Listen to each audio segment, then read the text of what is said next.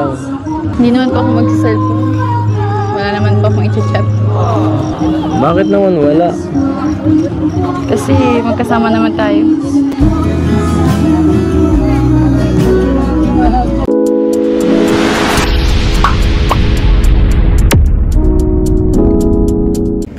Hello mga kalingap! Welcome back po sa aking YouTube channel, Kuya Nel. And kung bago pa lang po kayo sa aking channel ay huwag niyo po kakalimutan mag-subscribe, like and share po ng aking mga video, and pahit na rin po yung notification bell button para lagi po kayong updated sa aking mga uploads. For today's video guys ay pag-uusapan po natin ito pong naganap po na travel po or pagbisita po ng Tambalang EDSI dyan po sa Cebu, which as usual po ay nagbunga na naman po ng napakaraming kilig moments at napakarami po mga naganap na mga unexpected na mga nakakagulat po na mga pangyayari. Pero bago po tayo simula guys ay gusto ko po sana suportahan po natin ang buong Team Kalingap sa pangunguna po ni Kuya Val Santos Matubang, ni Ate Edna, ni Kalingap Rab, ang K-Boys po, Kalingap Partners, and lahat po ng Kalingap Reactors. So ayan guys, panoorin po natin yung mga naganap po at mga highlights po dito sa travel po nila papuntang Cebu. Dito no? Sobra po. Sobra po. First time ko lang dito makapunta. Ako din naman po. Para pala dito sa Hong Kong, sa dati. Para sa taas. Alam ko po mas maganda dun. Maganda rin naman dito ha. Okay lang yan. Sobrang lalo na dito ka. Mas okay. Baka di mo kaya sarili mo. Para mas safe. Diba? Siguro kung magpupropose ako, dito ko gagawin. Masa tingin mo? Bakit? Sino po bang anak? Ha? Kanino po ba kayo magpupropose? Ha? Kawan ko po. Siyempre, sa tao mamahalin ko. Kagaya ng taong nasa harap ko.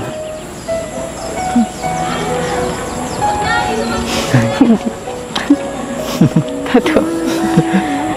Guys, ang sarap. Sarap dito Hong Kong. Ay gano'n. My girlfriend. Okay. Baka mas mahulog po tayo pag naghawak.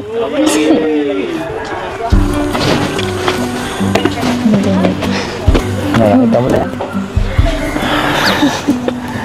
Ganda oh. Tumingin ka dito. Dito ka sa gitna. Yan. Paano ko ba sasabihin to? Paano ko sasabihin to sa'yo? Sasabihin ka pa dyan.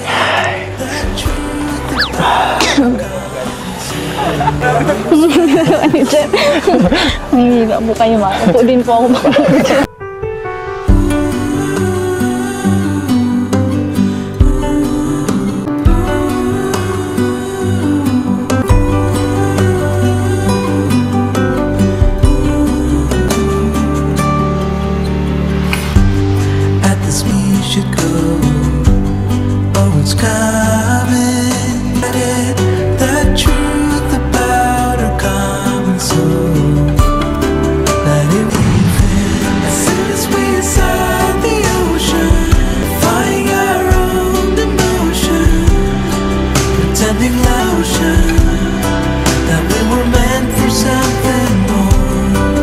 Ganda no?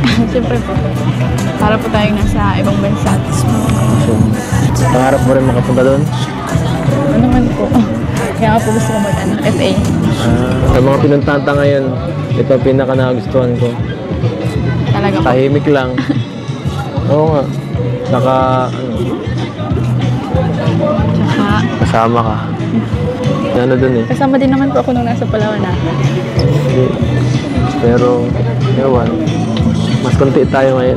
Saka, solo-solo. Parang medyo na-solo kita dito ngayon.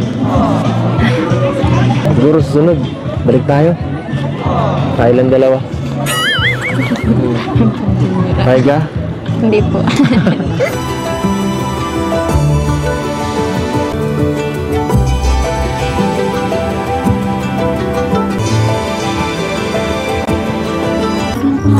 Flower garden. Sa top. Tapos ngayon, ito naman. Romantic naman. Lagi na bagay dito. Ha? Perfect po sa mga couple. Sinabi mo pa. Perfect talaga. Sa may mga couple. Ang dami pa pong pwede puntahan. Sana nga, mapuntahan tayong iba pa. Dapat magpahinga ka ng maayos mamaya. Huwag ka na magpara cellphone. Pupuyat-puyat ka palagi. Napapansin ko lang. Hindi naman po ako mag-cellphone. Wala naman po akong i-chat. Bakit naman wala? Kasi magkasama naman tayo.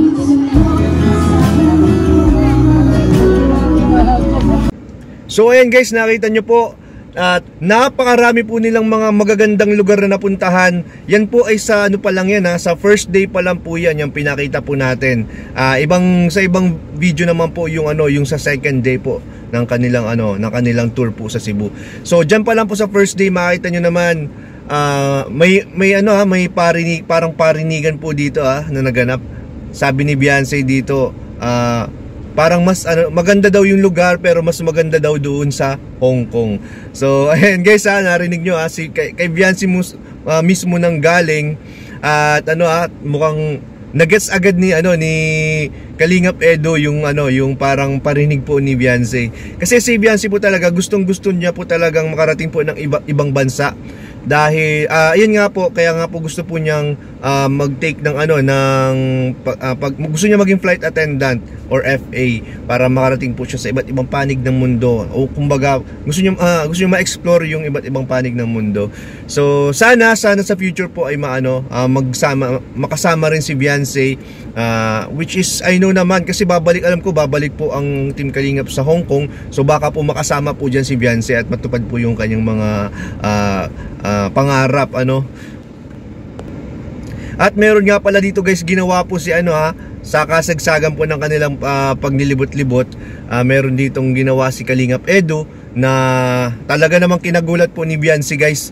Kasi dito ay kumbaga sinasasabi niya yung mga about sa pag-propose, kasi maganda yung yung view nung lugar na pinuntahan nila. So sabi ni Kalingap Edo, mukhang gusto daw niya dun mag-propose. So ito naman siguro si Beyonce medyo nakahalata na, medyo kinabahan siya nung time na yun guys. At yun nga, umakyat po sila dun sa sa isang parang mataas na yung may kamay, di ba? Ang taas nila dun. Grabe po yun. Bigla pong lumuhod si Kalingap Edo. At ayun na nga ang nangyari po kay Beyonce ay bigla pong kinabahan at napaluhod na rin. So paras na po silang nakaluhod. So yun pala guys ay prank lang ni Kalingap Edo. So syempre si Beyonce kabado naman kasi syempre hindi niya alam ang gagawin niya sa mga ganong pagkakataon. At kung maaalala nyo po pala guys, ay pumunta rin po sila dun sa sa 1,000 roses po yata, 1,000 white roses dyan sa Cebu. Dyan po may napag-usapan po sila dyan at parang ibinuking na po ni Beyonce yung ang ginagawa po nilang dalawa, kung saan sabi nga po ni Beyonce ay wala naman daw pong i-chat kasi magkasama naman po sila. Lagi naman daw po silang magka-chat ni Kalingap Edo. Ayan guys mismo kay Beyonce po nang galing yung mga salita na yan, hindi po kay Kalingap Edo. So, yan dyan pa lang po mapapaisip na tayo, ito ba talagang love team lang or parang may something na sila? Kasi marami naman po kasi pag sinabi mong love team, more on lang talaga pag nasa serye lang, dyan lang sila madalas nag-uusap or may interaction. Pero ito pong EDSI guys, mismong si Beyonce po nagsabi na kahit po off-cam nagkikita sila, and kahit off-cam po ay nag-uusap po sila kahit chat or video call. So ito po ay feeling ko mas malalim pa po ang samahan po ng EDSI bukod po dito sa seryeng ito. So sana po patuloy pa rin po natin suportahan ito na magtagal, kasi sabi nga ni Kalingap Edo, sana magtagal pa po yung kanilang samahan. Siguro si Kalingap Edo meron po siyang hinahantay po. May hinahantay po siyang tamang oras, tamang pagkakataon para sa kanyang mga pasabog. Thank you so much guys sa inyong panonood. Thank you so much din po sa inyong pagsuporta sa lahat po ng buong Team Kalingap, sa mga beneficiaries po ni Kalingap Rob, ni Kuya Val, and syempre po yun pong ating mga love team na mga minamahal. So yan, thank you so much po sa lahat, and yun lamang po for today's video, and bye bye po, see you on next vlog. Bye bye po.